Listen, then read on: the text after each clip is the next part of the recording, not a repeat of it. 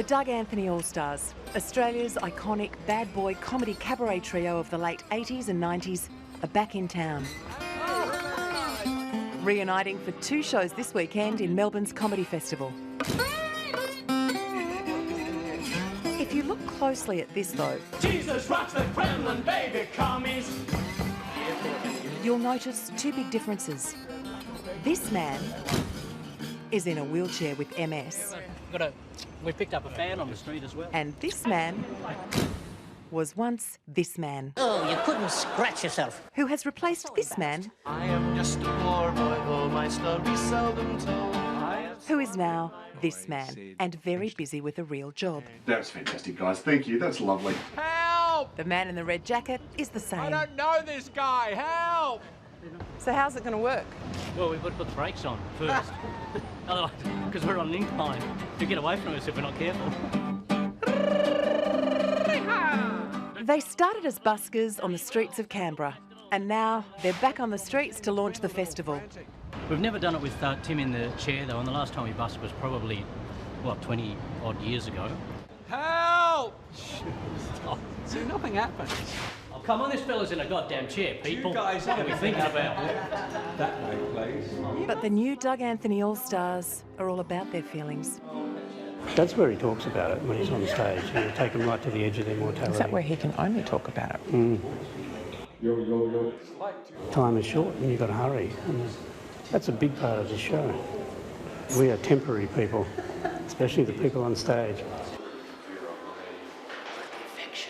Look at perfection.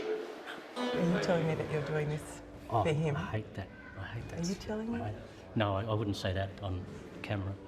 No, I get a lot out of it myself, you know, I enjoy it. I've always loved it, so... You've always loved him. Yeah, it's gone in and out, that relationship. Paul's got 2 switches. He's a taciturn teetotaler who just sits there and says nothing. Or he's a raconteur who's absolutely charming and roguish. But I've never found the middle bit of Mr. McDermott. Maybe there's no middle bit. He's solid gold. His job is to be gruff and nasty and short, which he does the third one very well. Stay with the man in the chair. Stay with the man in the chair. This is where it's happening. Come on, Tim, pick up the pace. Pick up the Mein pace. Führer, I can walk.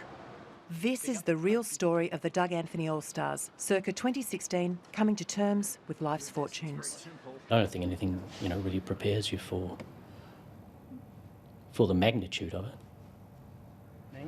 You all right? You're in? Yeah, I'm fine. I'll be fine.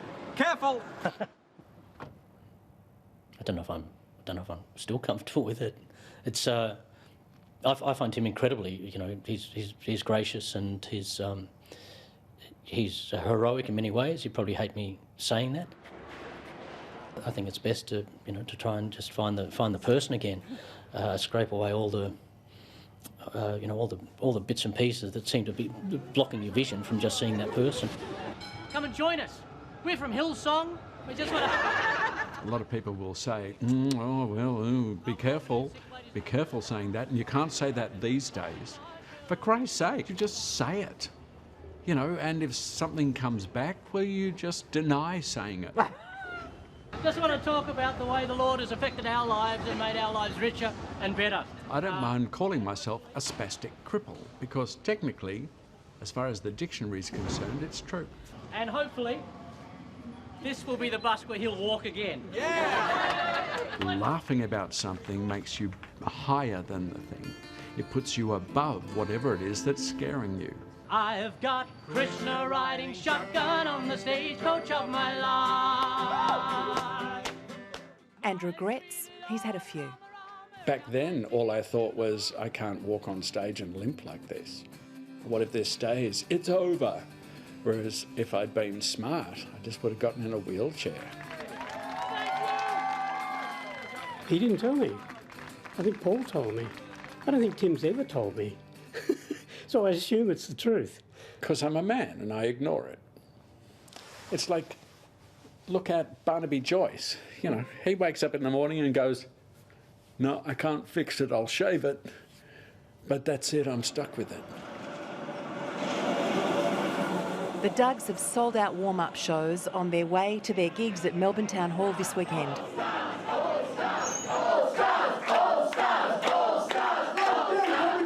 pensioner, a cripple and a songwriter. A pensioner, a cripple and a superstar. Ah, yeah, bridges will be burned.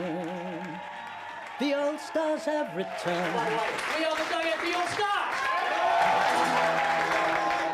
There's a point to all the humour that is, you know, dark and scary and sad. It's about loss. It's about powerlessness in the face of the biggest weapon there is, time. And that stuff, you know, that stuff's very interesting to us. Life's precious. Yeah. Well, it becomes more precious as you get older. It's not like we're some kind of rock band that's got together trying to kind of spinal tap our way into old glories. I mean, we admit that it doesn't quite work. And I think that's the magic. It's like playing with magic, like playing with alchemy. What if we did this to their heads?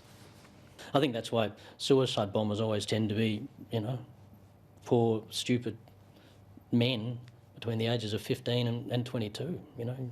Get to a certain point, you just realise how precious and how fragile it is.